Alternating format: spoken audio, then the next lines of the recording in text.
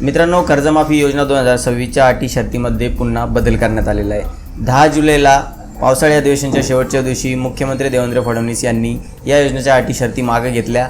14 जुलैला मंत्रिमंडळाची बैठक ठेवण्यात आली आणि त्यानंतर 15 जुलैला नवीन अटी शर्ती काय असणार आहे याबाबतचा शासन निर्णय निर्मित करण्यात आला। शासन निर्णय पूर्ण आपण या शॉर्ट व्हिडिओमध्ये पाहू शकत नाही, डिटेल व्हिडिओ आपल्या चॅनलवरती बनवण्यात आलेला आहे, परंतु महत्त्वाचे काय बदल करण्यात आलेले ते थोडक्यात समजून घेऊया। महत्त्वाचा बदल म्हणजे 2019च्या कर्जमाफीचा लाभ घेतलेल्या शेतकऱ्यांना आधीच्या नियमानुसार 50,000 पर्यंत कर्जमाफी दिली जाणार होती, आता पूर्णपणे या शेतकऱ्यांना या योजनेमध्ये समाविष्ट करण्यात आलेलं आहे। दुसरा महत्त्वाचा बदल म्हणजे OTS म्हणजेच वन टाइम सेटलमेंटसाठी जे उर्वरित कर्ज भरायची तारीख देण्यात आलेली होती 31 मार्च 2027ची, ते वर्ष आता हटवण्यात आलेलं आहे। म्हणजे नवीन नियम काय असणार आहे OTSसाठी ते आपल्याला नंतर कळण्याची शक्यता आहे। आणि तिसरा महत्त्वाचा बदल म्हणजे प्रोत्साहनपर अनुदान ज्या शेतकऱ्यांना दिलं जाणारे नियमित कर्ज परतफेड करणाऱ्या शेतकऱ्यांना त्यांना 26-27 मध्ये सुद्धा नियमित राहण्यासाठीची अट ठेवण्यात आलेली होती, ती पूर्णपणे रद्द करण्यात आलेली आहे। तर हे महत्त्वाचे 3 बदल या योजनेमध्ये आता करण्यात आलेले आहे। आणि कर्जमाफीची सुरुवात कधीपासून होईल हे तुम्ही कमेंट बॉक्समध्ये सांगायचं आहे की नक्की कधी कर्जमाफी केली जाणार आहे।